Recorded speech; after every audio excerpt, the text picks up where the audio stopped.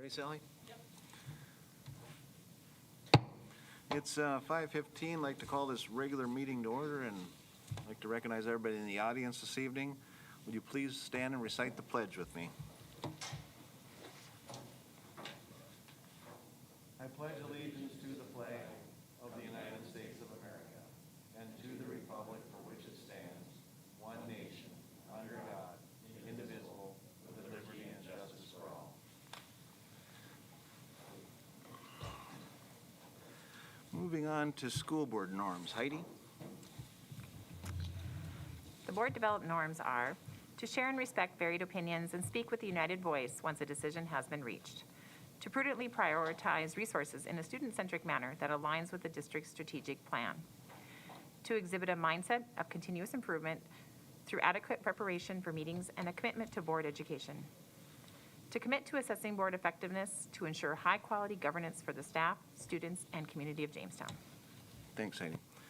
Moving on to public communications, we have none. Any conflicts of interest to declare? Bob? We have an open enrollment from Jamestown to Pinger Buchanan, and that could create a possible conflict of interest for me. Okay. Then they just don't vote on that when it comes up, so. Moving on to consent agenda. Motion to approve. Motion by Bob, seconded by Melissa. Jason? I would like the March 15th board minutes pulled off there for separate discussion, please. March 15th? Yep. What's that? I was just asking where you want to put it.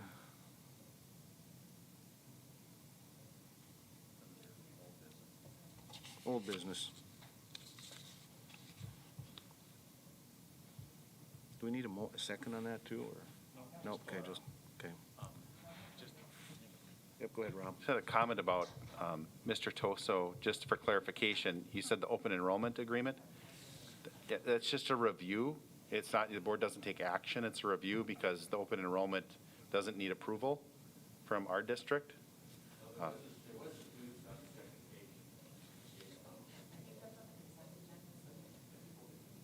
But it's I'm just making the point that it's a review. It's not an approval. So there's not a, board doesn't take action.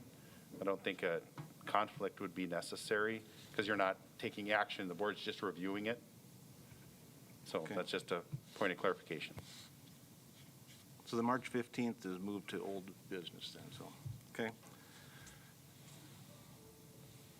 Who said, there was a motion second? Correct. But as far as going through, I think we have a second on the consent agenda already. Is that right, Sally? Yep.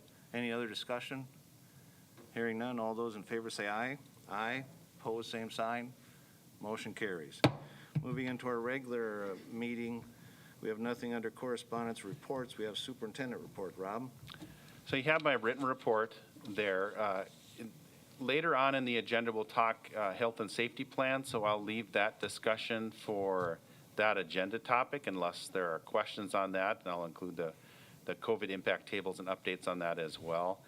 Moving into my report in the personnel recommendations, Charles Drewer, native Minnesotan, who's been teaching social studies in New Mexico for the last 7 years, is being recommended for hire to replace Mr. Hansen, Jamestown High School, who's recently announced his retirement. He does hold a BS in social studies from St. Cloud State University. Also, Bridget Opdahl, who's actually a native North Dakotan, also holds a BS in physical education from St. Cloud State, and she's working through the resident teacher program through the University of North Dakota. And her recommendation for hire is actually the position vacated by the resignation right at the beginning of the year, if you remember, from Sarah Robinson. We did some movement around to cover that loss in special ed, but that's the position that's actually open for hire, or open there. Moving on to my report, ESSER updates. We've talked about ESSER, I won't try to belabor comments I've made in the past on ESSER, but I did want to draw your attention that we did get an updated ESSER 3 amount. We were talking Still substantial dollars, but originally we were talking about $9.8 million in our original projections. And once we got the updated numbers from the Department of Public Instruction, I'll use my air quotes to say that was only about $5 million. So still substantial dollars that are committed to our district from ESSER 3, around $5 million, and ESSER 2, which is $2.2 million. And I did outline in my report that the ESSER 2 funds, the deadline for those to be spent is September 30th, 2023, and then ESSER 3 would actually be 2024. And just that reminder that I think it's important for us to recognize that 20% of that does need to be targeted on what the federal government has called learning loss, and there's a lot of different ways to define learning loss, but the feds and the state have given us various categories in which that could be spent and accommodate the learning loss category. Other than that, we've talked about internally our own buckets, and again, I won't belabor that point, other than just outline what they are. Continuing our necessary programs due to the pandemic, and that's where I would include the learning loss, long-term investments for us built into the capital projects plan, which is where the majority would flow into, and then 10% allocated to what we're calling educational innovation. For us currently, that has a heavy emphasis on CTE programming. We think there's a significant need there to continue to work and enhance those career and technical opportunities for our students. One of the points I made in my report, I think as we craft and approve a budget at the board level, we also need to think about performance measurables and what are our benchmarks for success from these dollars. This is generational. I think that's how we need to consider. This isn't going to happen again in our lifetime. And so we need to think about what the impact is going to be and what we're looking for from our ESSER budget and craft benchmarks so we know have we been successful with targeting these dollars and how have we done. Beyond that, I think we need to be really purposeful about thinking about sustainability. These aren't dollars that we're going to see again. Our legislators have been very clear in the past and actually specifically in reference to ESSER that we should not be expecting our local legislators or our state legislature to backfill. If a district has committed funds that require sustainability, we shouldn't be walking into state legislature with their hands out and asking them to backfill what those needs are. We need to have sustainability plans or consider short-term needs or needs that can be addressed once that have a long-term impact. So I just think we need to be purposeful about that budget when we get to approving a budget. Lastly, in terms of legislators, our state legislators have made it pretty clear that they're going to have significant state reporting requirements on ESSER, specifically around the areas of the impact on learning, how those funds have either directly or indirectly impacted taxpayers, and how those have been or how the use of the funds have had local discretion and what programs districts have supported at the local level. And they're very interested to see how that impact has been. With that, I pause for questions if you have any around ESSER. Any questions? Gail? Had to make sure I get it. Have we done any studying locally to see where we feel our greatest impacts were as a result of this, where we might have our learning gaps, if we have them, or where some of those big holes might be, or what we might be looking at? We have a bit, and I think that'll come in when we're crafting a budget now that looks at a need that needs across the district. I'll just give you a good example of one of the things that I think we need to support moving forward in learning loss is in the social emotional area. We need additional support from a counseling standpoint at the secondary level, and I think we need to address that in a budget. Again, that comes down to the sustainability issue, though. What do we do post-ESSER funds? So we need to look long-term and how, what are our plans for that? But I think certainly right now that's one of the areas that has seen that falls within learning loss. That's probably the biggest impact is actually in the social emotional area. Go ahead, Gail. I would guess, just having had that kind of background, are we seeing it in kids needing to make up credits? Are we seeing it in failing grades, or how is some of that manifesting? Because I can imagine that, at the high school level, it's a credit game. And if those emotional factors are getting in the way, that's not good. I think it varies on the student, but I think all of those, I think it's how the impact is on learning, but also just interactions for students and how they're coping and moving forward. And I think we do need to address and support our counselors in those areas to be able to support the needs of kids. A few years ago, if you remember, we tried to support the secondary level by using some of our elementary counselors and moving them and supporting at the high school level. That's worked, but right now every level is seeing the need for their counselor, and if we can support the secondary, that allows us to move those elementary counselors back full-time at their elementary building, or at least in their, I guess for some it's shared because of single-section buildings, but that would certainly have an impact across the district just by making that shift. Any other questions for him? Yep, go ahead. We'll talk later on our facility committee and capital projects plan, but I think we had a great meeting with our facilities committee looking at what facility needs we have, reviewing the recommendations and capital projects plan, and also looking at how we can capitalize on the opportunities that are afforded to us through ESSER dollars. One of the areas that you may have noticed if you looked in this capital projects plan is really trying to reduce the areas of contingency, maximizing funds available for this year. I think it was Mr. Roberts that had talked in the past about really minimizing lost opportunities. Sometimes that's what contingency can be. You set aside dollars that you might need, and you don't use them for things that you know that you do. And so we tried to minimize some of those areas of contingency and really focus on projects in this year. So when you look at the capital projects plan, the focus is on this year, on the summer of 2021. We still have work to do to look at the next couple of years. And even if you look at the ESSER dollars, that's the old 9.8 million. We originally built this around those original allocations and projections. And so we have more work to do to try and find the right plan for ESSER, specifically in those projects, as there's more projects in there than there are going to be funds available. So we still have more movement to do there. But we'll continue to work on those. We'll set another meeting for our group to prioritize facility needs there. But that's something that we're still working on. Most of those ESSER dollars are targeted for the summer of 2022 and 2023. I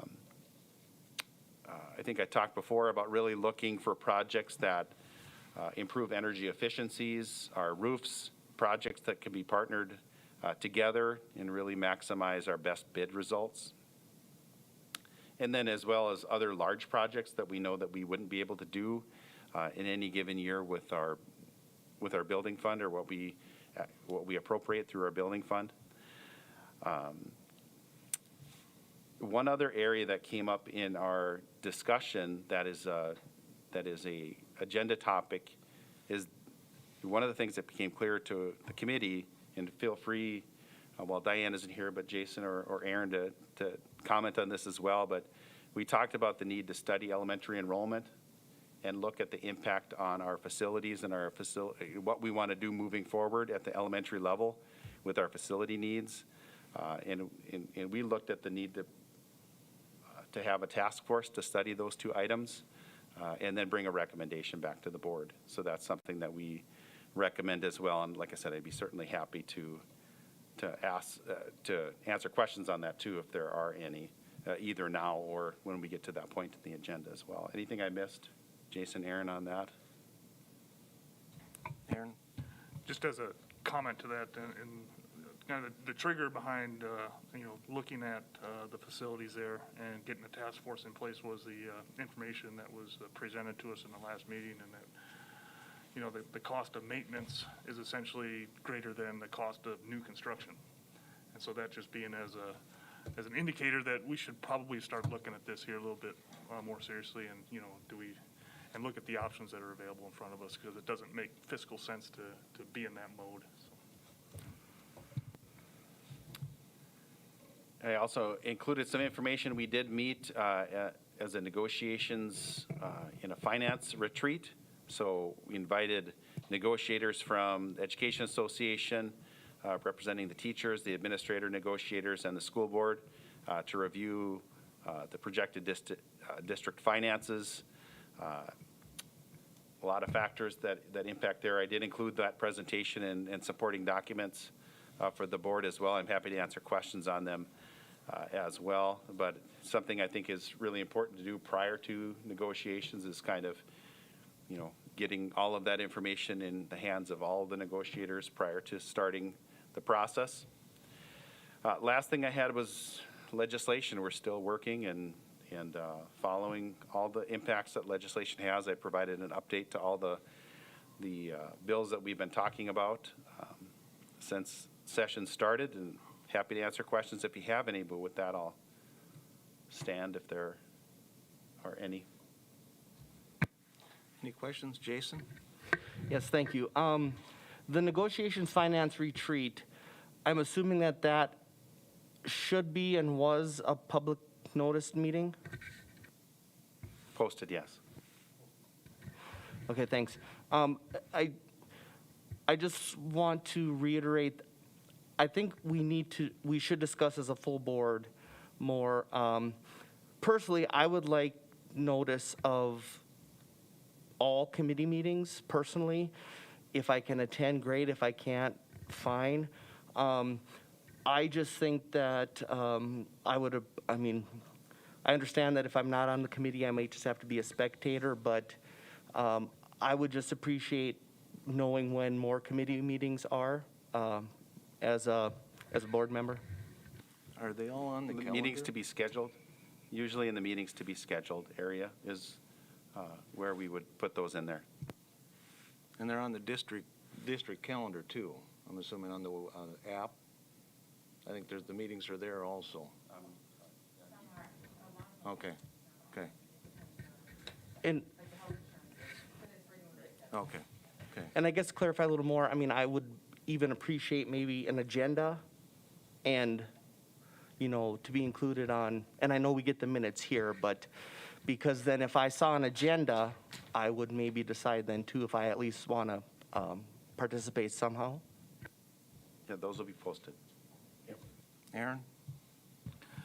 Are there parliamentary considerations to be made, though, to ensure we don't have quorum at certain committees? So, We need to be cautious. Heidi? I don't know if I have the right House bill, or the right bill, but the House Bill 1388, the fund is the funding. Where can you tell me where that's at right now? And I know we don't know what's going to happen, but what our hopes are. And A great question. I did kind of outline a little bit. I gave probably a little bit more information than is necessary about what they consider hog housing a bill, and that's just a little more background to it. But really, I think the crux of your question revolves around this is the bill that houses our per pupil increase. We know that the House took the original bill, which was at a 1% increase, about $100 per pupil in both years, and eliminated that to zero. The biggest reason behind that was the dollars associated with ESSER. In the Senate Ed Committee made an amendment, recommended that goes back to 1 and 1, 1%, so those $100 per pupil per year would be increased or would be put back in, but that has to go into appropriations. So right now, that's in appropriations. What we know about the state funding bill is, generally speaking, that's one of the last 3 bills that gets approved, so it'll happen on the last day of session. We would love for that to happen earlier so we have a better idea, but we know it's going to be. I feel really pretty confident that it does go to 1%, and it'll stay there. But because the House passed 0, it's going to have to go back to conference committee. So, representation from both chambers will have to gather, and they'll have to come to consensus around what that bill is actually going to look like. But I would feel pretty confident in 1%. Go ahead, Heidi. so just to follow up, it started at 2, got moved to 0, and we're hoping in the end, probably in the middle. Is that kind of what you're saying? Okay, thank you. Went from 1 to 0, back to 1, and hopefully stays at 1, or who knows, maybe 2, who knows? Any other questions for Rob on his report? None? Okay. Moving on to our board education, we have the literacy grant update. You guys want to, whoever wants to come forward first, or all of you? I can kind of set the stage here if that's okay. Go ahead, Rob. I asked, the Striving Readers Grant, the comprehensive literacy state development grant, pretty big projects for us as a district. They impact, they're very similar grants, at least, and we are using them in very similar ways. We started with the Striving Readers Grant. That was a 3-year grant. We wrote and received that, and then we wrote and received the Comprehensive Literacy State Development Grant. So Striving Readers enclosed, what we call the closed grant. And so that allows us to extend and continue the projects that we've started under Striving Readers all the way through 2025. They're very similar in terms of the fact that they focus on birth to age 5 students and literacy, although that's not something traditionally that we do in public schools. We deal with, K through 12, but literacy is a pretty all-encompassing area. And so really pretty wisely, there's a focus of the grant on the birth to age 5. And Alana's going to talk about, Alana Meisner is our grant coordinator, our literacy director. She's going to talk a little bit about that birth to 5. That's where she spent a lot of her time and commitment. And then we have different other individuals, Mary Stillwell, Joe Hagland, Caroline Thompson, are all going to talk about the different levels and how literacy has been impacted in our district by these 2 grants. So we'll have our birth to 5 presentation. We'll have a presentation on the elementary, K through 5, and then 6 through 8, and then 9 through 12. So, Mrs. Meisner, thank you. Good evening, my name is Lana Meisner. Dr. Westad. The literacy grant that I work with, like you said, is the birth to age 5, and I have been focused really closely working on preschools to start with. We have used the funds to put pre-K reading core in 3 classrooms at the track, which helps give them different, basically curriculum for them to use for their kiddos. And then they also add in what's called Seeds of Learning, which Seeds of Learning is to be a Seeds teacher, you're sensitive, educated, encouraging, developing of students, and which to build their self-esteem. That's what Seeds stands for. And so Pre-K Reading Core and Seeds of Learning combines those 2 together to have that framework. And so that's at track. Also at track, we do the family engagement nights, and it was a big thing at the very beginning, and we had good attendance, and then it's kind of gone down. So we're working really hard to figure out ways to build that back up, and so our next family engagement will be in June through the track when they open up when they have their grand opening of the splash pad. And so we will have a book walk and a table set up for some different things for family engagement, and we've already set our dates for next year so that hopefully we can get more attendance in those. And then I've also done the Seeds of Learning training myself, which is that Seeds for the preschool students. And so we have 3 preschools in our district that have Seeds of Learning in them. There is the Building Blocks, Child in Our Hands, and the Learning Circle have all mostly finished. We're going to finish this month in the age 3 to 5, and then there is a birth for infants and toddlers, Seeds of Infants and Toddlers, which I just got the training for at the beginning of March, and I've contacted the JACS, which is the Jamestown Child Care Program here in Jamestown, and I have about 4 daycare people currently that are interested, and so we're working on setting up some training this summer with that. Otherwise, that's about all I have. We're hoping to get more involvement with the libraries and those things so that we can bring in books into the daycares a little bit more. Mary's going to do the, sorry. Any questions? Rob? I wondered, Lana, if you could just Sure. give a little background to the SEEDS programs. Really what our focus is for birth to 5 is really building capacity and literacy for our child care partners. And so when they come to kindergarten, they have even an improved foundation for literacy at the kindergarten level. And so that's really been a huge focus, I know, for Mrs. Meisner, is really getting in. And she talked about seeds, programming in different ways. We're really focusing on that professional development, building capacity in child care centers and our pre-K programs to improve our literacy. So could you talk a little bit about the purpose of seeds and what that does for the students? Absolutely, sure. The Seeds of Learning is a framework for the staff at any preschool to basically follow a schedule that incorporates literacy at every step. And so there's a schedule that they go through.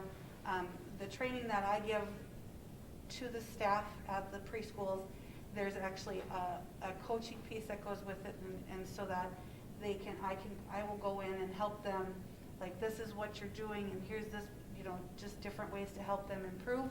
And so that framework gives them, like, from the time they walk in, they do a sign-in, which works with their handwriting and their words and their letters, all the way down to their transitions from their carpet time to their bathroom time, or carpet time to lunchtime, whatever their lineup.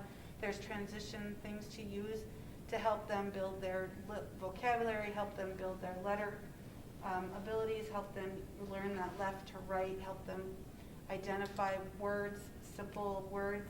And then the Baby Seeds does the same thing at a lower level. And so, and it's also talking about the conversations with kids and making sure that the teachers are having the beneficial conversations with the students, so that they're getting that vocabulary from, if they're holding up a cow, well, what color is the cow? What is the cow? And just having those, they call it Strive for 5 conversations, so that there's 5 questions and answers from both sides. Mrs. Meisner also referenced pre-K reading work.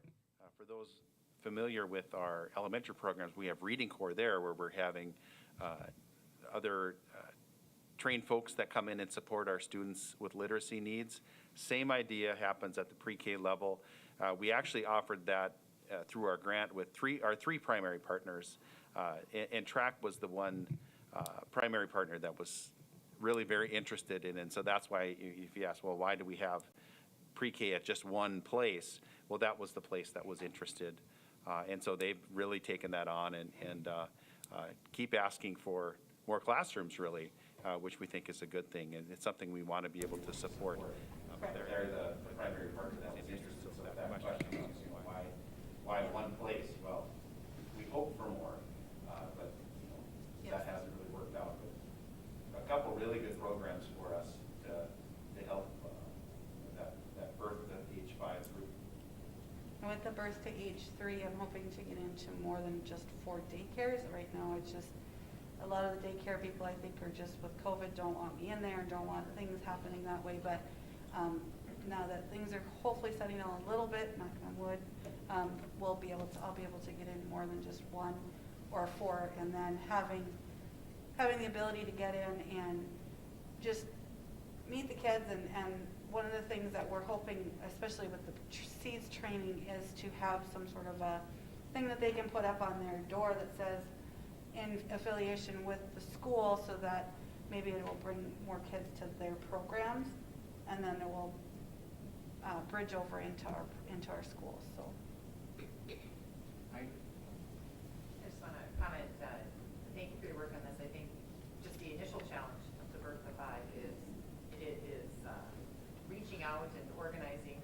We don't have the school structure for the students to be at, and so I know this was a lot of legwork going into just reaching out to that Birth to 5 and identifying the needs that are out there. So thank you.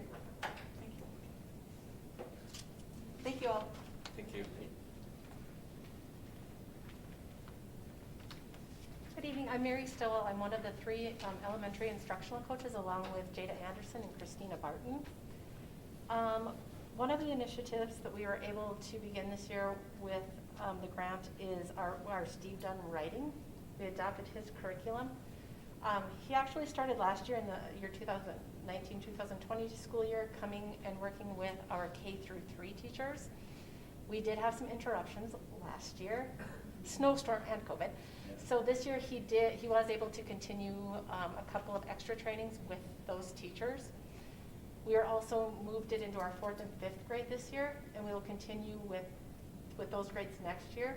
He also does extensive training and support with us as coaches so that we're able to go into classrooms and better support those teachers and try to help keep excitement and keep them going. We've been working with guided reading.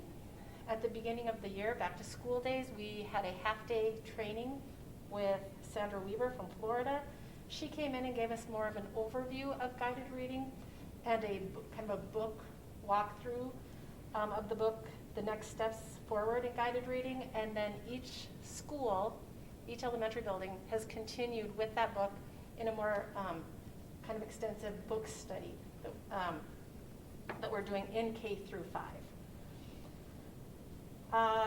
We then were able to provide some extra books for classroom libraries.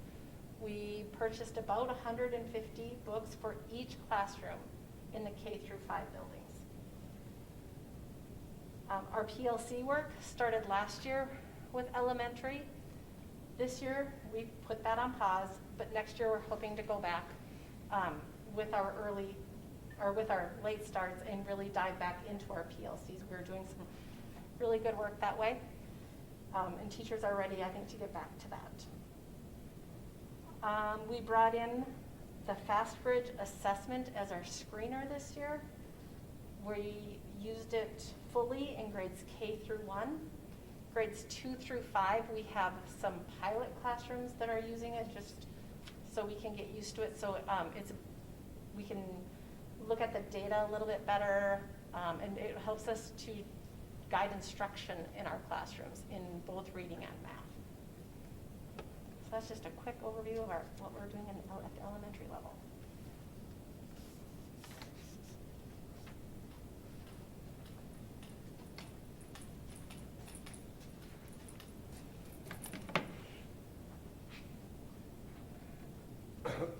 I'm going to talk about the middle school. Brandy wasn't able to be here today, so as far as the Striving Years Grant at the middle level, we had planned on having Steve Dunn begin his work with the middle level ELA teachers this year, but that we put on hold because of COVID.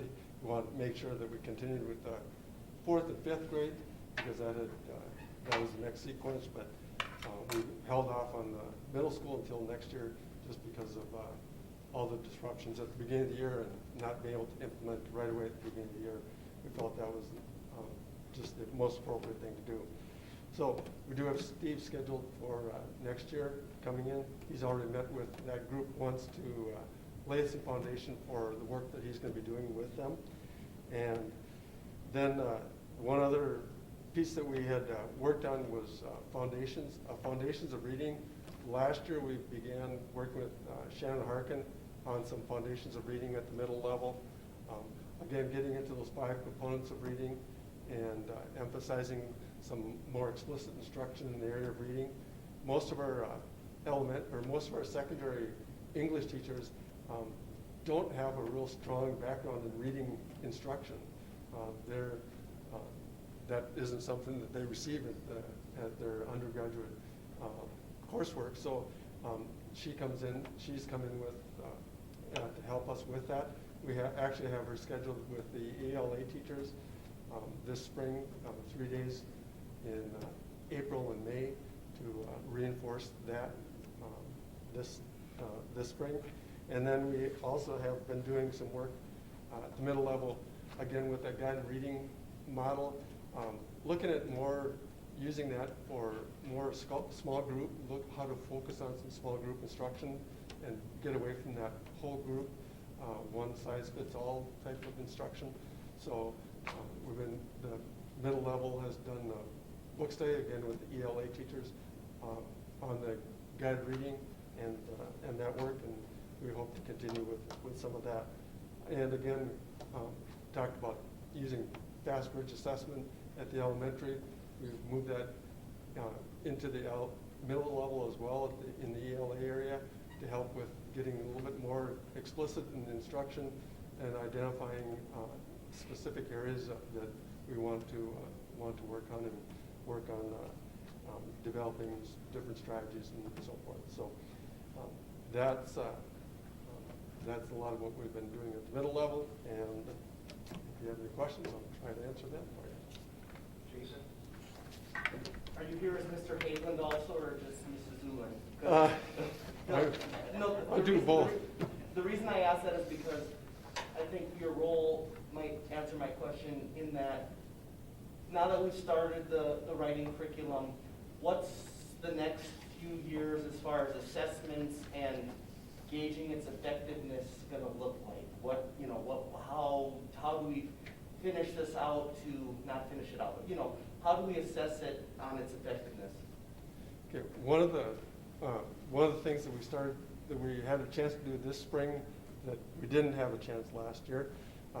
At the end of the last time Mr. Dunn was here and worked with our teachers, he went around to the elementary schools and visited the classrooms of the kindergarten through three grade teachers to just observe a focus lesson and see what was going on. He went through that with each one of those classrooms with the instruction coach in the building and the principal in the building. And they in turn wrote up a summary report that talked about what was going well, what were the next steps to continue working on and strengthen the writing programs at the elementary. So that's something that those principals and buildings are now working on, is how to put those next steps in action and put them into a calendar about what those next steps are. And we also, ultimately, the big assessment piece comes in our state assessment. How our third graders are doing on the state assessment in writing. Writing has taken on a new look at on the state assessment. We just had a discussion the last couple of weeks with the instructional coaches about how the reading piece and the writing piece in the state assessment this year is much more extensive. In the past, students were asked to write short question responses to some of their reading in the state assessment. This year, there were at different levels. There were several essay questions that went along with the reading piece. So the reading is becoming more involved. So that writing piece is going to be something that we'll focus a lot on. And anecdotally, just from teachers' responses and teachers' reactions to what their students are writing now compared to what they wrote, what they were expecting them to, and what they were writing a year ago. I think that if you ask any K through third grade teachers, that they're totally impressed with how much more their kids are writing, how much better the writing has become, and just the fact that they are feeling much more comfortable with that writing instruction piece. So the assessment, I guess, comes with the state assessment. We'll have other pieces, smaller pieces along the way. I was just going to add to that we have PLCs as well, and I think that the assessments that go through the PLCs and the discussion that takes place there is also really valuable to the process to assess and to develop, next steps where we're going as a building level, at a grade level as well. And maybe just to throw out too, and I don't know if it had been referenced earlier, but one of the things I really like about Steve Dunn's implementation plan, or the implementation plan for Steve Dunn writing, is it takes care of the teachers and helps them support what they need to know. There's a lot of modeling that takes place. There's classroom audits that take place where he comes in and reviews what's happening, gives feedback. It helps us assess where we're at as a district, but beyond that, there's also separate training for instructional coaches, so those that are designed to go in specifically as instructional coaches, peer-to-peer coaches. But then there's another training in place for our administrators, so our administrators go in and get. And so it really, at every level, right now, K through 3 or K through 5, supported to implement the program with fidelity, and I think that's really an important piece as well. So feedback all along the line. I'm sure that's why you're seeing teachers that are saying, boy, this is exactly filling the gap that I need, because they've had the training, they've had the modeling, they've had the audit and the in-class reviews and feedbacks, and then administrators are getting the support they need, and instructional coaches are getting the support they need. So everybody's talking the same language and getting the same feedback, or at least the same, I think, programs getting implemented with fidelity is what I'm trying to say. I've really been impressed with that implementation. It's been really well done, and I'm sure that's why you're seeing the success that we're seeing at the classroom level. Mr. Hammond, with the literacy grant and the detailed plan that was for that, with COVID happening, and the disruptions to our classroom, do we feel like we're going to be able to basically fit everything in that we had wanted to and planned to with the disruption of COVID? Yeah, I think that, obviously, some of those things were delayed, but like Dr. Lecker mentioned earlier, the follow-up with the closed grant will allow us to continue, and that's when we wrote that second grant. That's how we framed it, as a continuation of the things that we were doing, so that we would have sufficient time and be able to reinforce the activities we had started. And as we, just like anything else, as you go along in the process, you find out that there are things that you have to tweak. You want to do it a little differently, and there's just new things coming out on reading instruction all the time. So it's been a real easy area to try to find methods and ways to make improvements. Well, I should have probably done a better job of outlining these two grants a little bit too. $2.5 million. The Striving Readers Grant is a 3-year grant. The closed grant is a 5-year grant, but we have 1 year that's an overlap year. So it's actually 7 years of impact. 3 years, the shared year, one of those years is a shared year, and then the 5-year grant. So 2 and 5, however you want to think about that. But there's really 7 years of impact. The $2.5 million. I'll tell you, it would be really challenging had we not pursued and received the closed grant to make the kind of progress that we feel that we can make with both grants.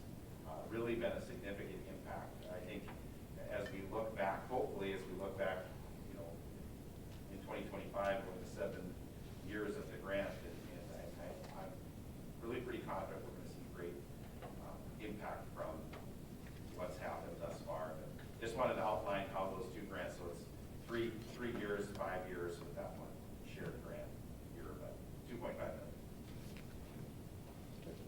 Thank you.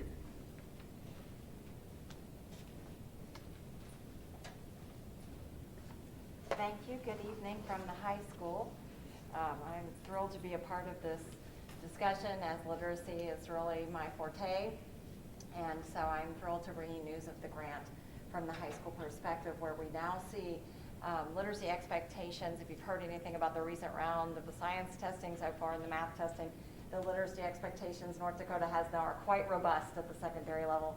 And so we are thrilled to have all of this literacy coordinated effort taking place vertically, horizontally, to enrich our student outcomes and learning. So we have been focusing on really enlarging and enriching our study of the comprehensive literacy framework that we came together with the district after the literacy audit and put that together.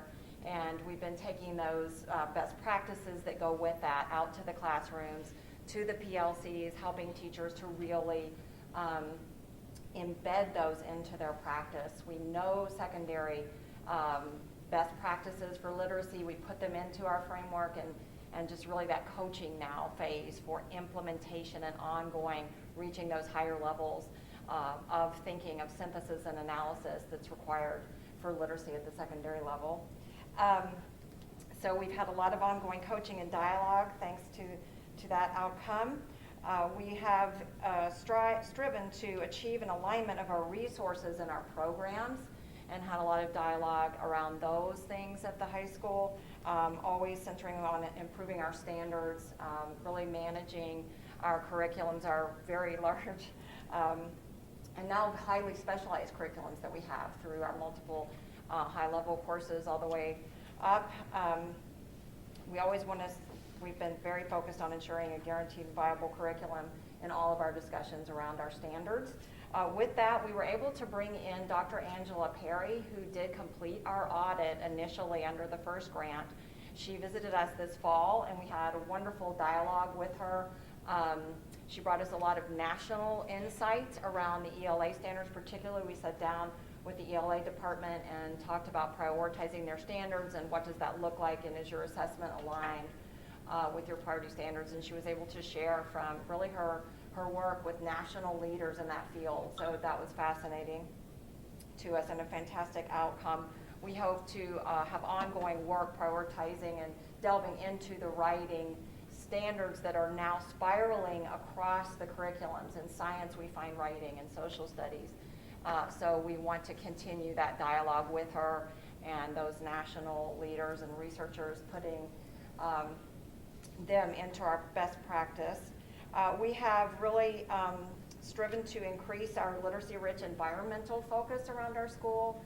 And so that's been a fun outcome, and within our media center, our media resources, and just exposing students to a completely saturated literacy environment has been proven to be very effective for secondary students at the high school level. And then really our PLCs, we have been able to guide them, offer resources to them, and really guide them to the best practices and coach them on that through our resources through the grants. Do you have any questions for the high school?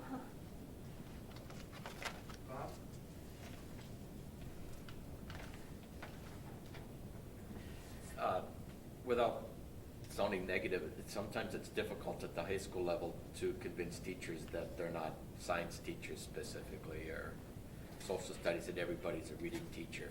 And I'm sure the standards in each discipline do deal with reading, but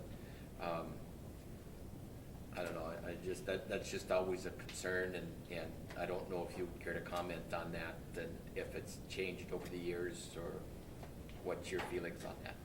It is always a very a delicate balance to get all of the writing, the high-level writing in, with so much content that we see in classes like the chemistries or the biologies or the higher-level social studies, AP government, and politics. The curriculum is very demanding on the knowledge level, but it's also very demanding on the analytical and the synthesis and the evaluative level. And at those levels, you do have to bring in the writing, and that takes a lot of coaching and many eyes on that student learning and those outcomes to help ensure that it is all getting covered.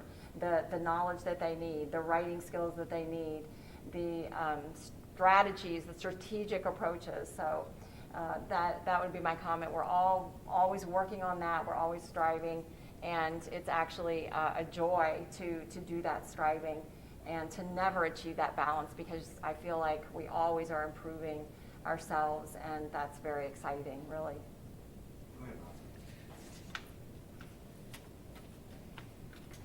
I'm just glad to hear you talk about writing too, because that's just should go throughout the curriculum. So it really does now. It's in all of our standards. It's an expression of the synthesis of a student's thought and their evaluative perspectives, and so it's very important to us at the high school, and just something we're really striving for. Good. Thank you. Thank you. Thank you. I'm going to just add one more thing. Caroline, when we were talking about, remind me that one thing that a change that we noticed this year, in 4th, 8th, and 10th grade, the science assessment was done online this year for the first time.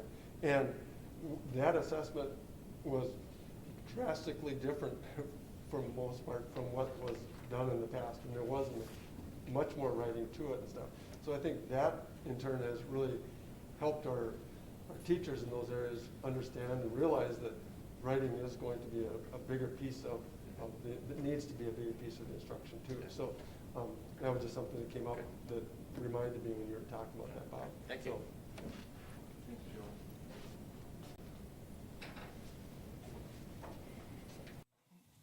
Moving on to old business. Jason, you wanted minutes to March 15th? Oh, sure. Forward?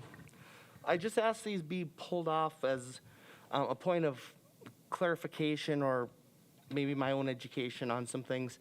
The very end, we're not going to discuss, the board went into executive session. The question I have is, there was a motion, and this is more parliamentary type things. The board made the motion appropriately to go into executive session.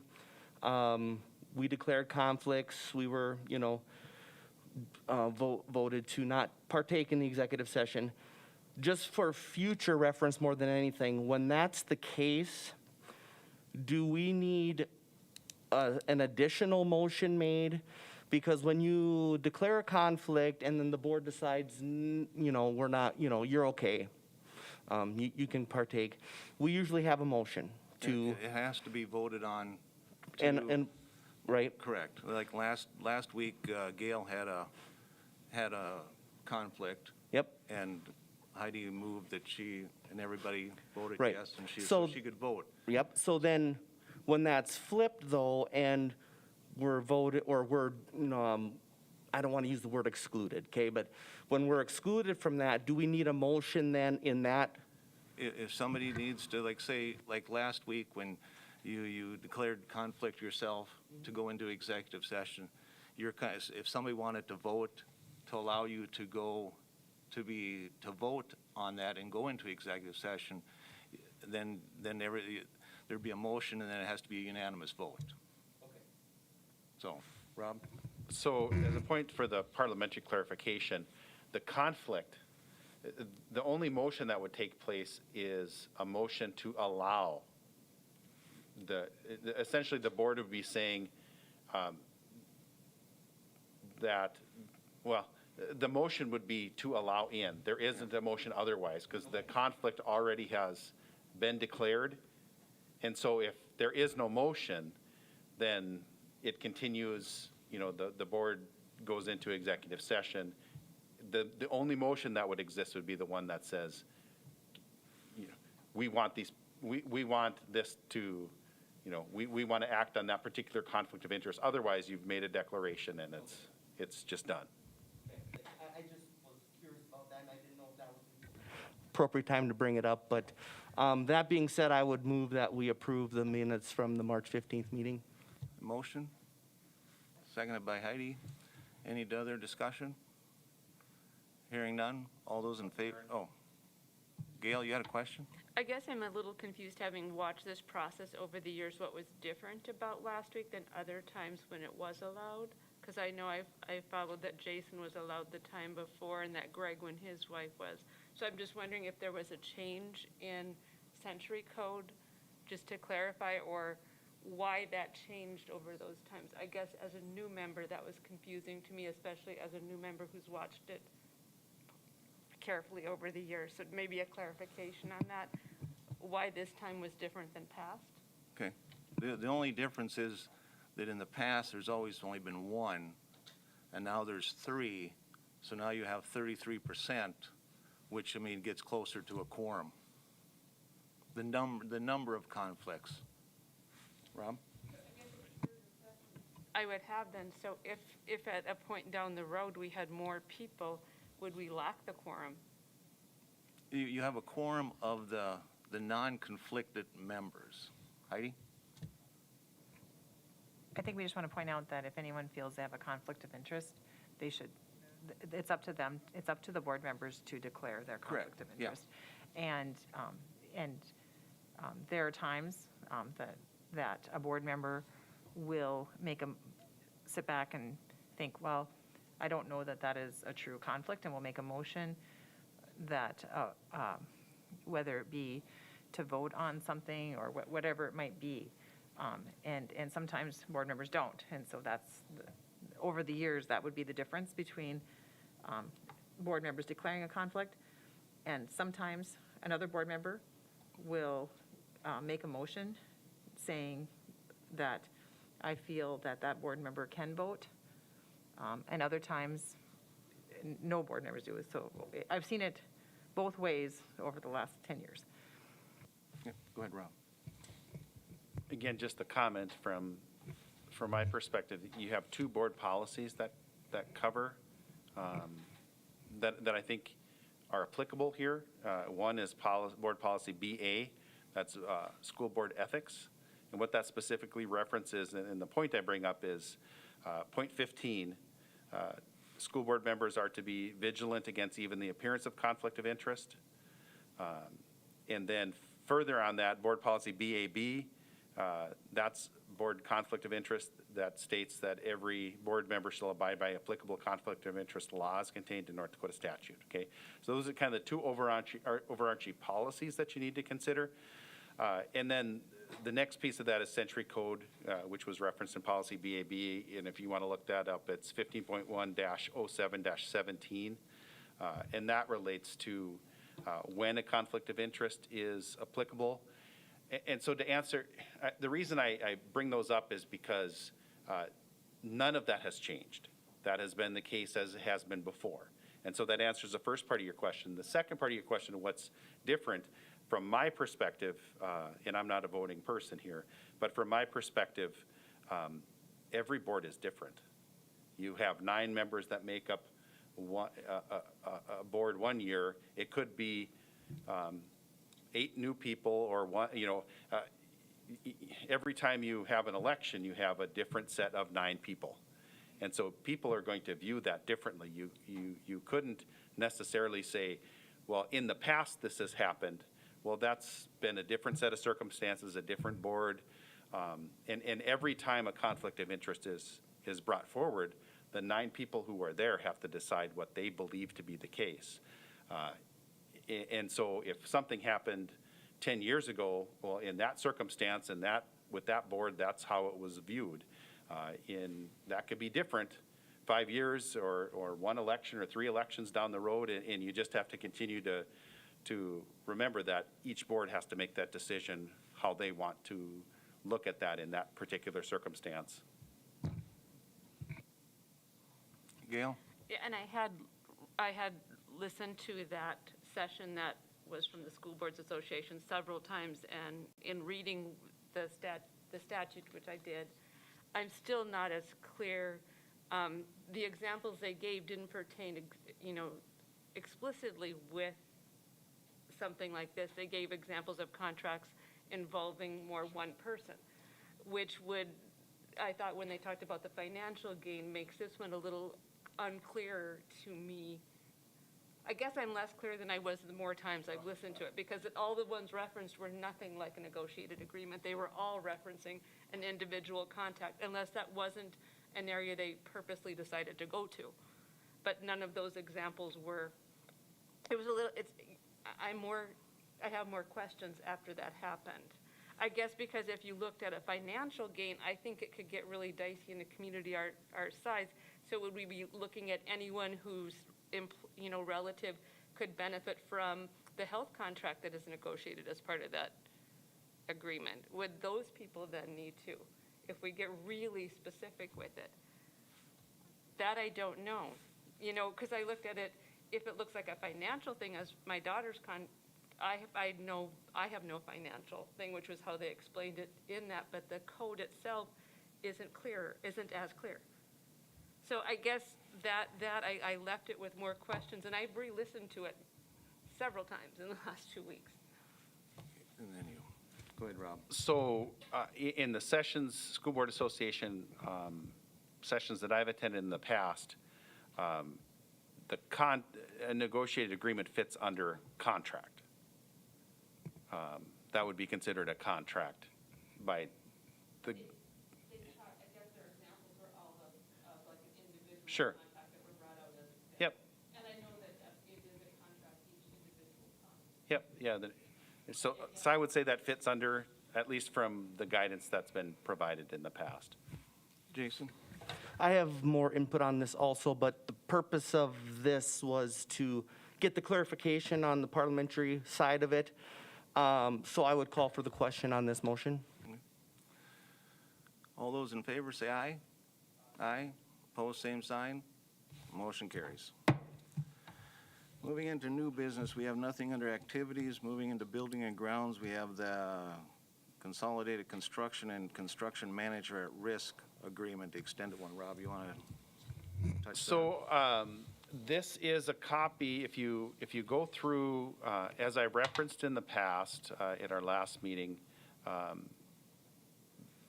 the construction management at risk agreement went through the CMAR process back in 2016. We certainly could continue that process. You heard from, or you could continue that agreement. What I did in your documents here for the board is I included the original document and then the document that outlines the changes from that original document. And with that, I would stand for questions. Any questions on that? Can I have a motion to approve the extended agreement? Motion by Greg. Seconded by Jason. Any discussion?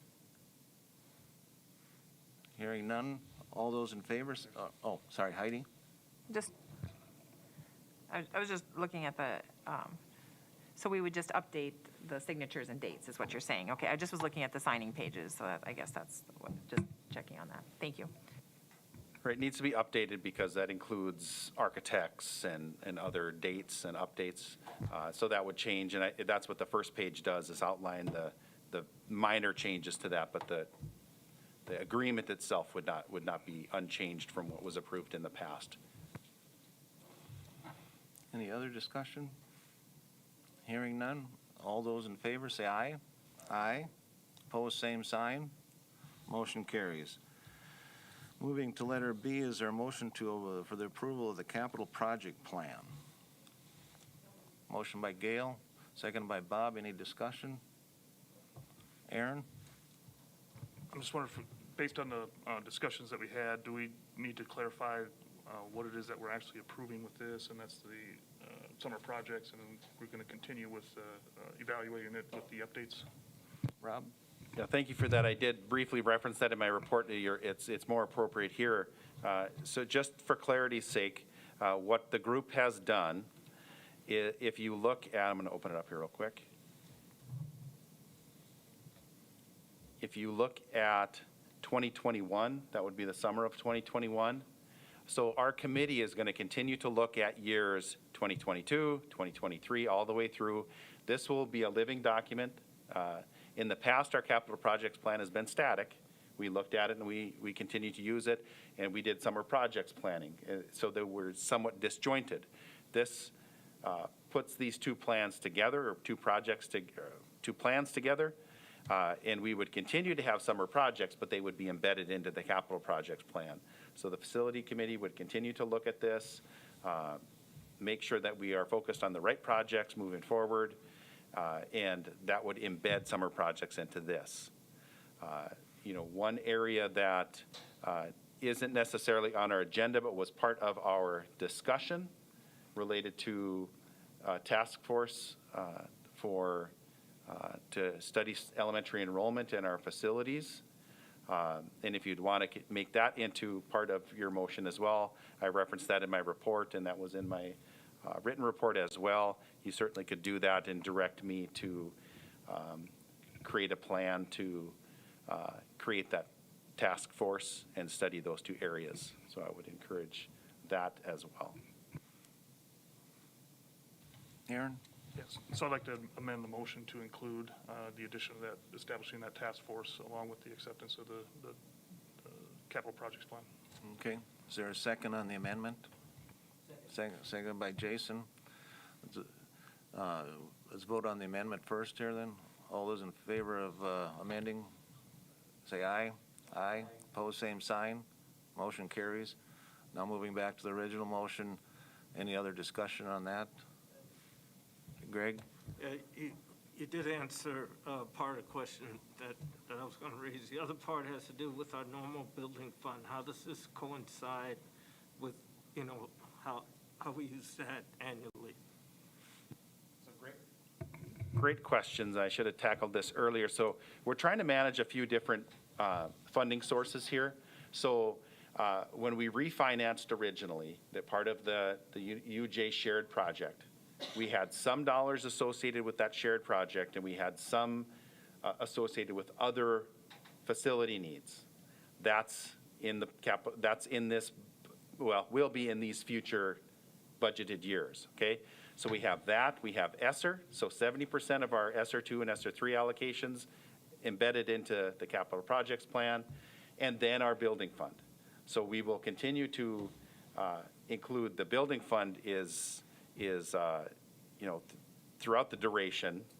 The ESSER funds are primarily going to be in 2022 and 2023, and then that debt, the refinance is kind of in the first 3 years as well. Does that answer your question? So we're trying to marry 3 different sources there. Any other discussion? Hearing none, all those in favor say aye. Aye. Opposed, same sign. Motion carries. Moving into number 3, the curriculum and assessment. Is there a motion for the approval and networking 1 and 2 program and the application for the IT at the Career and Technology Center? Motion by Heidi, seconded by Aaron. Rob? Just a clarification, and so everybody's on the same page. What this really allows us to do is to target reimbursement from state CTE, becomes a reimbursable program, which ultimately is a savings to CTC in the district. Heidi? I did have a question. Will this be offered in the fall already? Are we ready for that? And there was a mention of dual credit in the one paragraph. Will it be dual credit? So we're in the process of registration now, and so it really depends on interest in, I'm not sure where in the stage of things that is, but it will be offered in the future. Jason? And are those requests to the state CTE usually approved? I mean, is there any chance that it wouldn't be reimbursed? Well, I think I don't think there's much of a chance it wouldn't be reimbursed. Generally, that happens in May. We did ask for approval in April for aviation, and that was approved. But we did that so we could look to purchase equipment. But for this, there's really nothing lost. We're going to offer the course anyway. It's just about getting our staff certified, and then that becomes reimbursable. Any other discussion? Hearing none, all those in favor say aye. Aye. Opposed, same sign. Motion carries. We have nothing under financial. Moving into personnel, is there a motion for the approval of the hire Charles Drawer as a social studies teacher at the high school at the salary of $46,862 upon a successful background check for the 2021 and 2022 school year, salary to be adjusted upon completion of licensure and negotiations? Motion by Aaron. Seconded by Greg. Any discussion? Hearing none, assuming roll call vote, all those in favor say aye. Aye. Opposed, same sign. Motion carries. Moving to letter B, is there a motion for the approval of the hire Bridget Updahl as special education strategist at Louis L'Amour and Washington Elementary, salary of $44,917 upon a successful background check for the 21-22 school year, salary to be adjusted upon completion of license year and negotiation. Motion by Melissa. Second by Aaron. Any discussion? Jason? So this hire would get us back to where we were a year ago, staff-wise, is that correct? And if so, how does that, are we looking for additional? And I'm not saying that's enough. I think you understand, Michael. This gets us back to where we were a year ago, and ideally, how would you see more staff, in the special education program? So this gets us back to where we thought we were starting this year. If you remember, right before the school year started, we had a resignation from Sarah Robinson, who had been a recently hired teacher. We kind of had to readjust folks around because it's pretty difficult to make a hire after school has started, especially in this particular field. And so we shifted some people around. This gets us back to what we felt we needed at the beginning of this year. So I think we're well positioned with the staff, with this makeup, with this number of FTE in the elementary level in particular. Any other discussion? Hearing none, assuming a roll call vote, all those in favor say aye. Aye. Opposed, same sign. Motion carries. Moving to letter C, is there a motion for the approval of the resignation of Brooke Umland, science teacher at the middle school at the conclusion of the 2021 school year?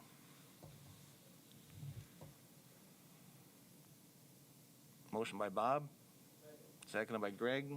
Any discussion? Thank you for the service, correct. No other discussion. All those in favor say aye. Aye. Opposed, same sign. Motion carries.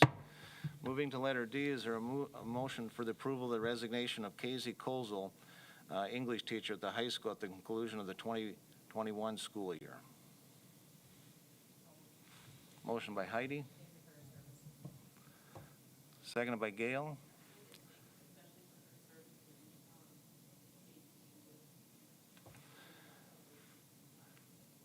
Any other discussion? Hearing none, all those in favor say aye. Aye. Opposed, same sign. Motion carries. Moving into policy and procedures, we have the review of the district health and safety plan. Aaron, you want to talk about the mask situation, or? Yeah, I just kind of want to open it up for discussion and possibly consider some changes to the operational plan. I know Dr. Leck had put together quite a bit of information in the report. I don't know if you wanted to kind of cover that first. I certainly can. I think as the board's aware, and I'm sure the public is aware as well, we were asked in the summer to draft a health and safety plan. That is part of the requirement for consideration to reopen schools. In July, we convened a group to have conversations around what that operational plan might look like. And that health and safety plan was brought to this body in August, I think, for approval, or our first meeting in August for discussion. And after that period of time, another change happened that I think is pertinent to this discussion as well, and that is a change in October related to the addition of close contact exemption. So we know that if a student is exposed, there is a recommendation for quarantine based on that exposure.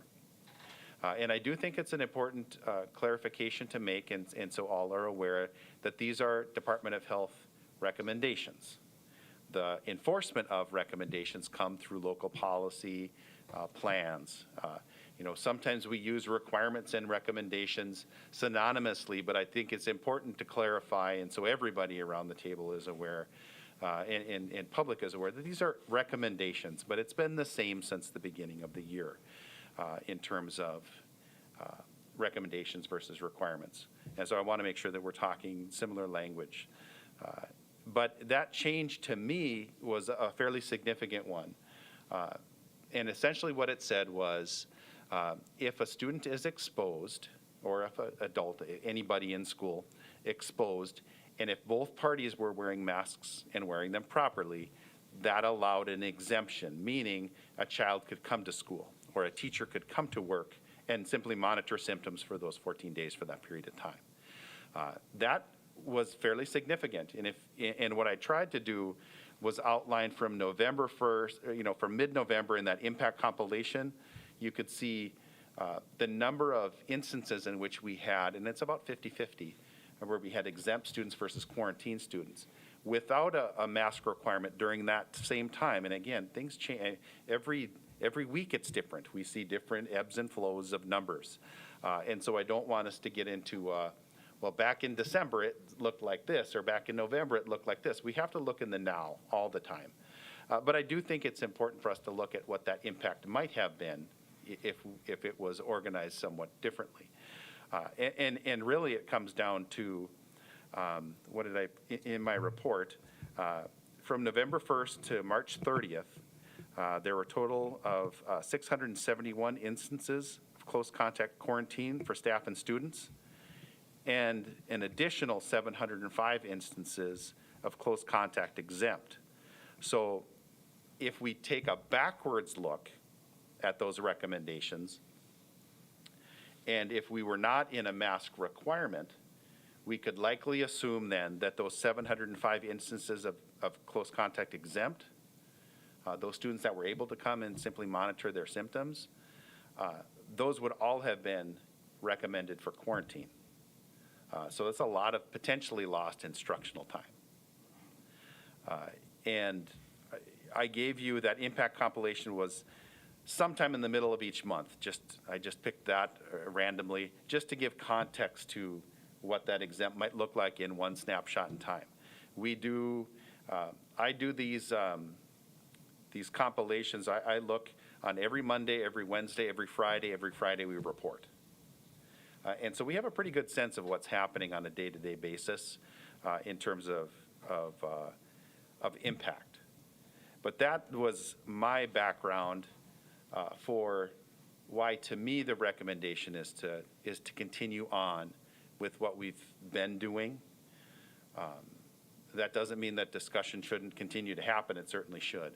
But that's where my recommendation is founded on, is for me, a pretty significant change happened in October, and that's that ability for kids to still come to school and teachers and staff to still come to work under that exempt status.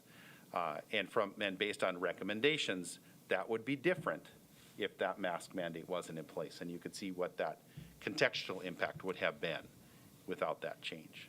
So, questions? Was that the foundation you needed? Aaron? Yeah, that's the background there. And I think one of the key points for me personally was just an understanding of that, it isn't a requirement from the state. I was, under the impression for a period of time that we had to do that. But no, it's the board's responsibility through policy to look at those recommendations and then adopt that policy. And so that's why I wanted to, or one of the background points I wanted to make sure that was clear as we discussed this. So, I understand it and I appreciate that, and I'm looking at the numbers now for where we're at, and it is drastically different than what we were a few months ago. So, another trigger there to kind of engage in the discussion. And I want to make sure that as we work into these warmer months, and we get into allergy season, and we look at those things and take those into account too, especially when the kids are outside playing. To me, it does not make sense to have kids wearing a mask outside on the playground. Driven by the playgrounds and see that, it's not according to the signs on the walls here that says, here's how you should properly wear a mask. So there's a little bit of theater going on there as far as, what's effective. And I think we need to recognize that. Having a negative effect too, again, sitting up on the third floor of the middle school here, when it gets a little bit warm out, it's going to be drastically compounded. And, what is the ability then of the kids to learn in that type of environment? I think we need to consider that.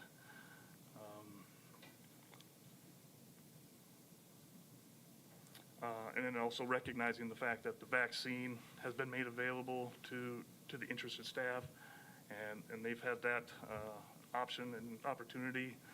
It's now available to the general public as well. And so we have that coming online here that we didn't have several months ago. So I guess I'd like to put forth a motion and then, kind of continue the discussion to move to update the health and safety plan. On page 5, I want to make sure that we maintain the ability of the superintendent to accommodate specific circumstances and within the building levels, and implement operational measures at a more restrictive phase, but add that in the case that is taken, that it is reviewed and approved for continuation at the next scheduled board meeting. So the intent there is to ensure the superintendent has operational responsibility and can adapt immediately to any emerging issues, but ultimately the board is accountable for the decision. And then on page 12 and subsequently on page 13, and I can repeat this too, have masks and facial coverings required in any school in the yellow phase and optional in any school in the green-blue phase. And then on page 13, PPE masks optional for all staff students in the green and blue phases.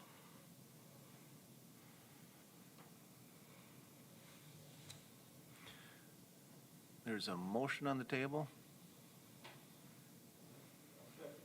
Second for discussion by Greg. Discussion? Are we voting on each of those separately, or will we vote? That's all one motion he's got there, so, We would debate all of it. right. So, yep, Jason?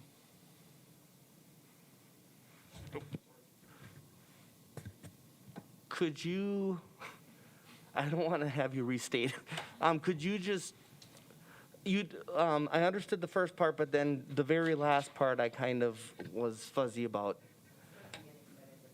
Yeah, okay.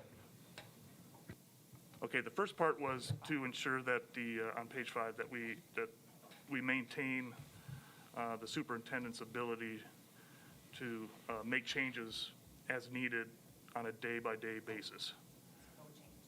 There is a change there, yeah, but then to allow that, when that change is made, to bring that to the board at the next scheduled meeting for review.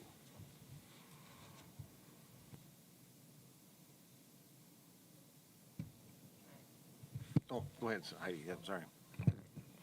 I remember this being actually added at our meeting in August because, you know, our board, short of calling an emergency board meeting, if something needs to be,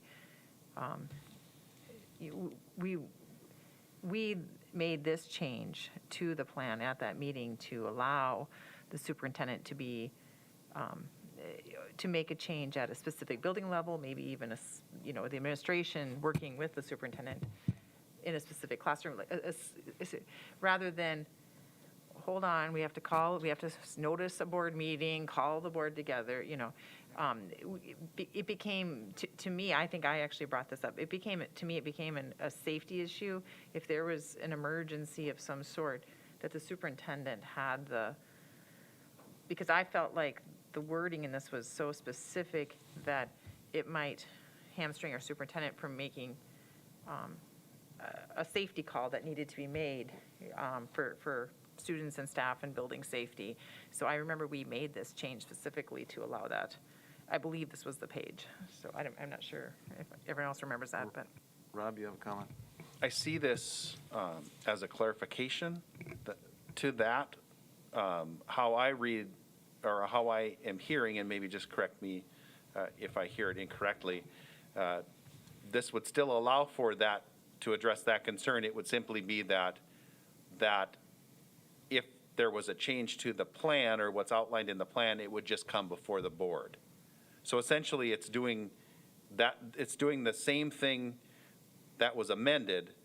It's just outlining the steps that should be taken. Yeah, right. Yeah, and not to schedule a special board meeting, it just occurs at the next regular board meeting as an agenda item to review. So maintaining that same level of safety and operational independence. Any other discussion? Now the part of your motion I missed, please. Oh, The second half? So on page 12 and 13 is where we define the mask requirements for the different phases. And so basically maintaining the existing requirements for the yellow phase, but then moving to a mask optional for the blue and the green phases.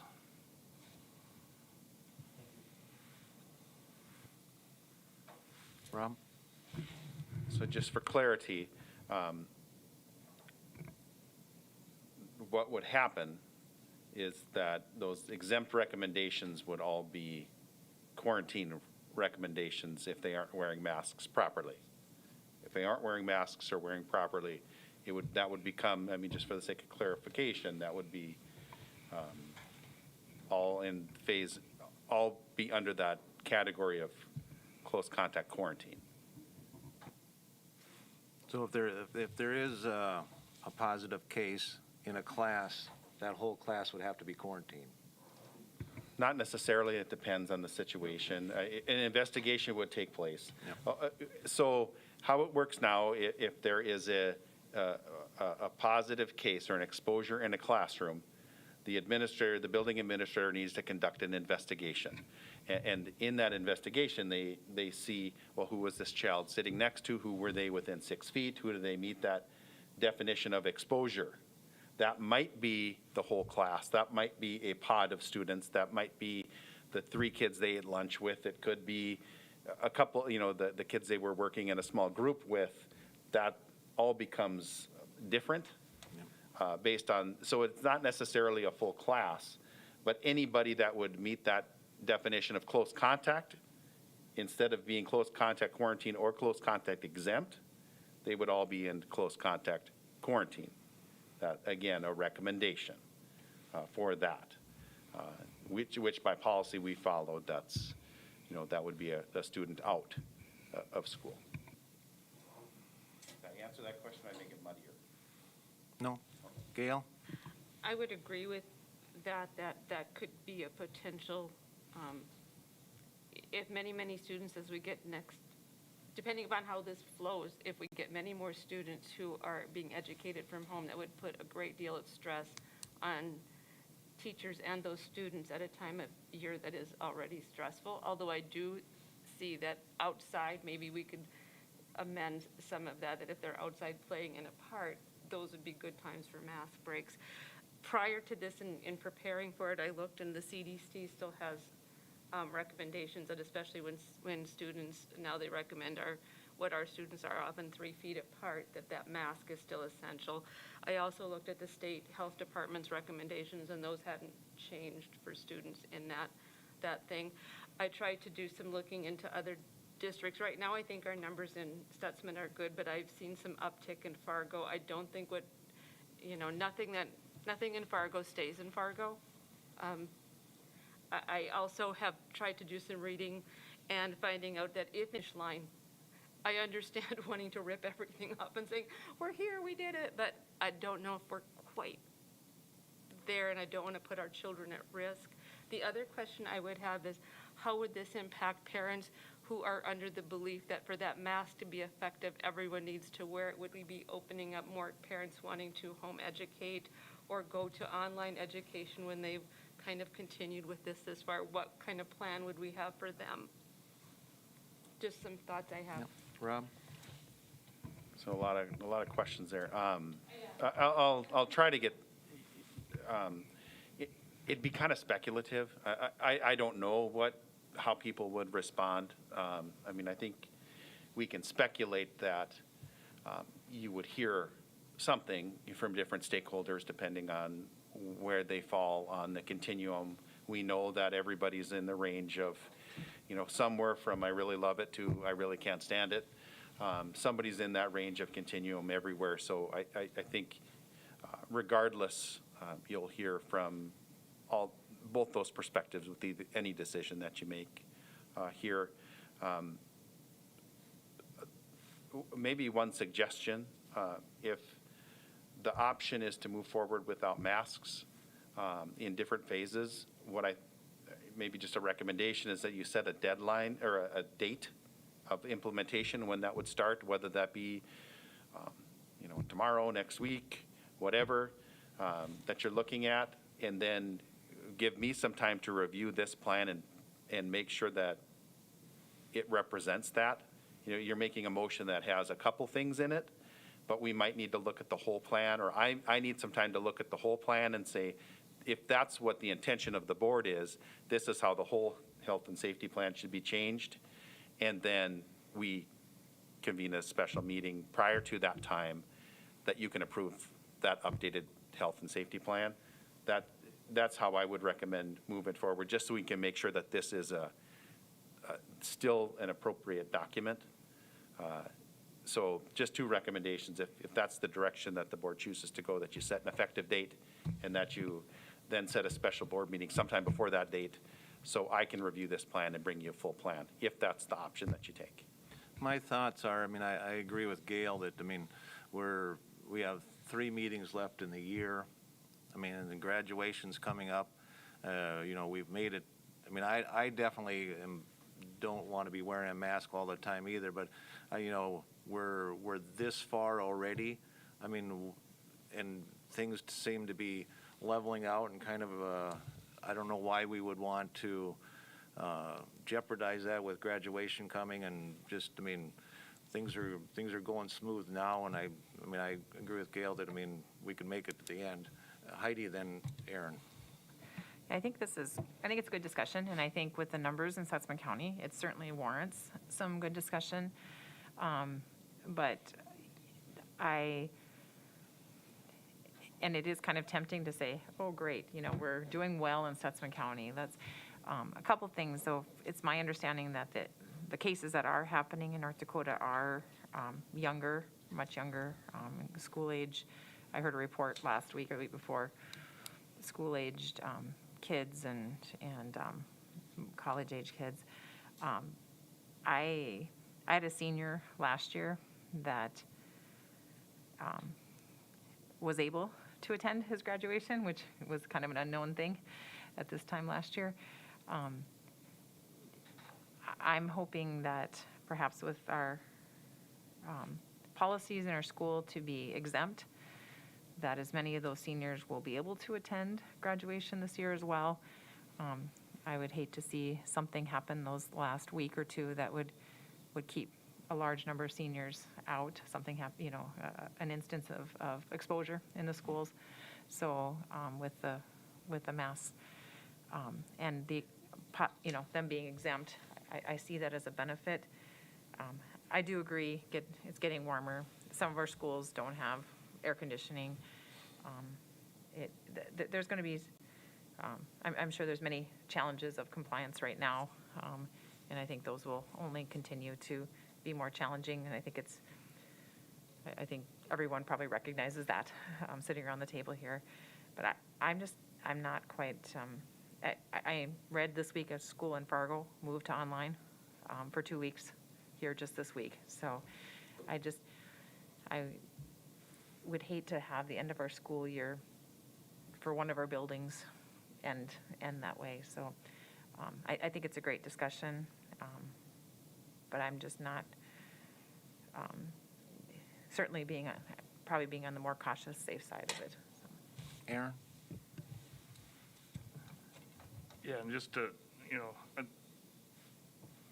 in this spring, I guess I'm anticipate, just looking at the weather out there right now, it's going to be a lot warmer than what we had to deal with in the fall. We had the luxury of having a nice, cool fall where, you know, the kids didn't have to deal with that heat. Again, that 3rd floor of this middle school, we all know, is a challenge. So I think we just have to consider that. And again, children wearing masks outside makes 0 sense, absolutely 0.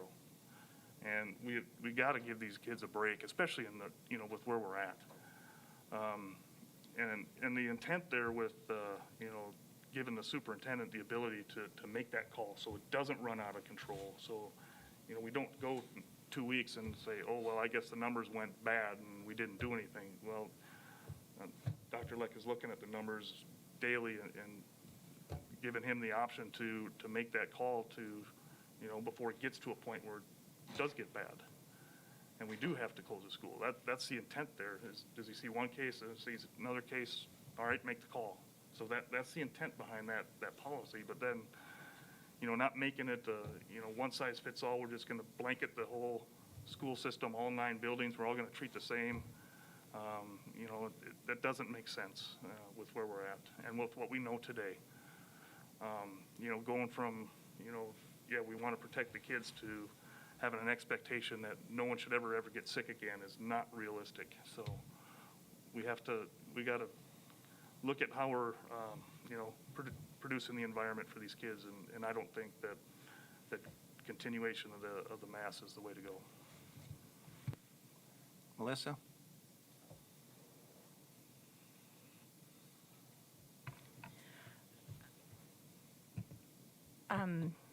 Speaking as a parent of a child who has underlying conditions, it would be very difficult for me to send my child to school knowing that masks were not being worn any longer in the classroom. I get the asthma thing. I have asthma myself. I suffer from allergies myself. I have to wear a mask at work. I do not have air conditioning in my office. I know that it's something that's not the best thing, but I really struggle with allowing the students to go to school without masks. Being outdoors is one thing, but there again, if you're on the playground, you are in close contact. Even though you're outside, it can still be transmitted because of the close proximity that a lot of the students are. So I really would struggle to at this point in the school year decide not to wear masks. I would rather see that discussion again at the beginning of next school year. Hopefully we aren't in this position, but that's just kind of my perspective. Jason? Are the cases we're seeing in the state/county the variant or one of the variants, or are they what we've been dealing with all year? Does anybody know? Just out of curiosity. They don't, from my understanding, they don't track them differently. I don't think that, I think to say yes is speculative. So I guess I'm not sure. But you know, what we see and what we assess, and I think I've referenced this before, I think it's important to separate what happens at the state, at the county, at the school. We could see spiking numbers at the school, but the state and the county are seeing decreased numbers. We saw that in December. In January, we saw a spike internally, but the state and the county looked really pretty good.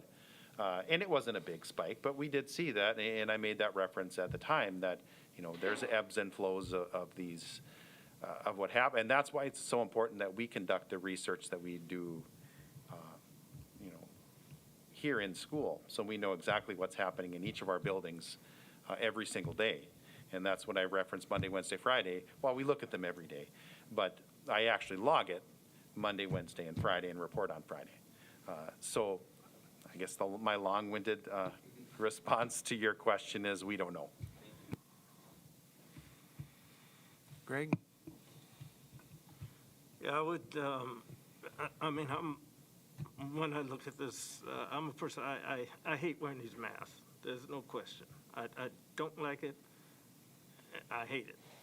But I wear the mask at different places in town where a lot of people aren't. And the reason I do is respect for them. That's it. And I'm not saying that we would be disrespectful to anyone if policy changes, but I don't know what they're dealing with. I don't know what kind of situations they have. So I wear the mask, and when I don't have to, believe me, I don't. I don't drive my car with my mask on.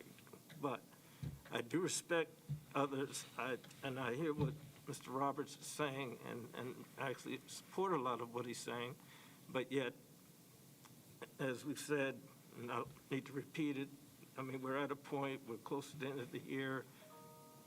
We want to try to do, if we're going to make an error, we're going to err on the side of safety. And, you know, this is how I look at it. Any other discussion? Hearing none, roll call, Sally? Rod- Restate the motion so everybody is clear, at least generally speaking, with the motion. Generally speaking, that's a good. Well, I could restate it if I could restate it and then just clarify. So the motion essentially changes that the superintendent would continue to have authority to make operational change, but it would come back to the board then for review and I suppose update of the plan, and then the change would be to not require masks in phases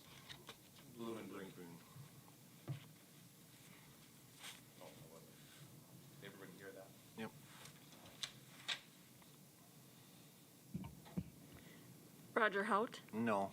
Heidi Larson, Jason Rohr, Gail Nelson, Robert Toso, Aaron Roberts, Greg Allen, Melissa Gleason. Motion fails 7-1. Okay, moving on, we have nothing under tuition or, oh, go ahead, Heidi. I just want to make a quick follow-up comment. I know part of the motion was to bring the information back to the board, Beth. It's been my experience that if anything is happening in a specific building, Dr. Leck, you at least inform us in the superintendent report, and if it's something more serious, you send you inform us. So I guess I just would assume that if you made a change of some sort, if there was a safety issue, you would let us know. Yes, if there's I think the piece on page 5 is not bad. It is not bad practice. I think it makes sense. If I make any substantive change here, this comes back. If I have to make a decision on the day-to-day operations on something that were to have occurred, that would come back here to the board. And I think that just clarifies what is best practice anyway.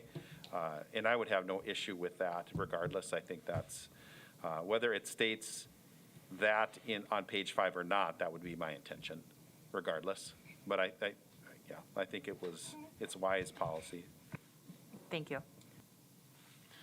Okay, moving on, items for future agendas. There's something comes up, just let Rob or myself know. We'll try to get it on there. We have meetings to be scheduled. We have the District Improvement Committee meeting on Thursday, April 8th, 2021 at 3:30 here in the Thompson Community Room. Have the Health Insurance Committee meeting on Monday, April 12th, and April 26th at 3:45 in the multipurpose room in the middle school. A regular school board meeting is Monday, April 19th, 5:15. It's at the Transition House with a tour and then a move to the high school library for the remaining portion of the meeting. Jason? This week is also our virtual National School Board Association Conference. Correct. I quickly glanced through the instructions today to make sure I'm not caught with my pants down, come the session time. So just a reminder that that's, I think, 12:30 to 5:30, Thursday, Friday, Saturday. Correct. Thanks for bringing that up, Jason. Heidi? Can I just add to that? I saw there were different sessions. I didn't know, Roger, did you want to maybe make a schedule? Are we all, because I think we're in some at the same times, I want to thought. say we're all, But aren't some at the same times, or did I misinterpret that? I might have looked at. I'm not sure, but I might not have read it correctly. I'm assuming also that we can come back and watch a different one that's been recorded, so. Yep. Period of time. Yeah, yep. Yeah, so I didn't know A if week you- after, whatever, we can Okay. go. So I didn't know if the ones at the same times, if you wanted to assign us each one, then we can report back. That's what I I was would say you thinking. guys just go on your own and Okay. pick what you want to pick and see what goes from there, so. Executive session for discussing negotiations for administration. Somebody want to make a motion?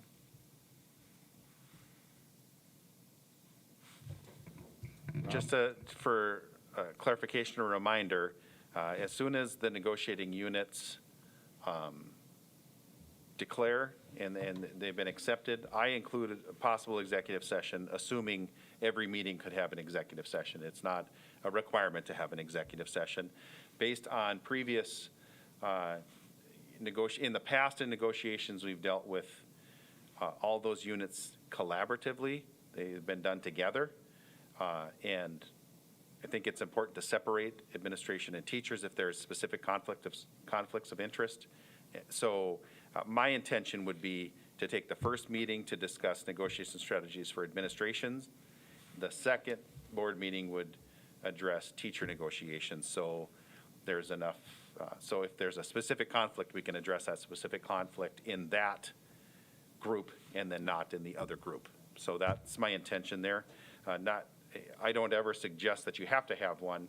It's just possible, so the board makes the determination on that. But that would be my plans moving forward in terms of separating those out. So this would be for this one on the agenda would be geared toward, your intention would be to gear toward the administrative negotiating for the group. Is that what you're saying? To make sure I'm understanding correctly? That was the thought with putting it on here. So if there was the board can make a decision to go into executive session to talk to whoever or to talk about whatever. I just thought it might be valuable to separate them out to address the conflict issue. So do we need to go into, It's up to, if the board feels they need to have that discussion, then yes. Bob? I, Robert Toso, believe that discussion with our negotiations and developing a strategy relative to the school board's petition in this matter in open session would have an adverse fiscal effect on negotiations positions of the board. Therefore, I move that the board enter into executive session and that the following members and negotiators be identified as being present. School board members: Greg Allen, Melissa Gleason, Roger Hout, Heidi Larson, Gail Nelson, Aaron Roberts, Jason Rohr, and Robert Toso. Superintendent Robert Leck and Business Manager Sally Yost. That the date and time are April 5th, 7:02, and only the following topic will be considered in executive sessions: negotiation strategy with administrators. That the legal authority for the executive session is section 44-04-19.1 of the North Dakota Century Code. That the executive session be recorded. Is there a second? Second by Aaron. Any discussion? Hearing none, all those in favor say aye. Aye. Opposed, same sign. Motion carries. And then after executive session, we'll be back in to close our regular meeting, so.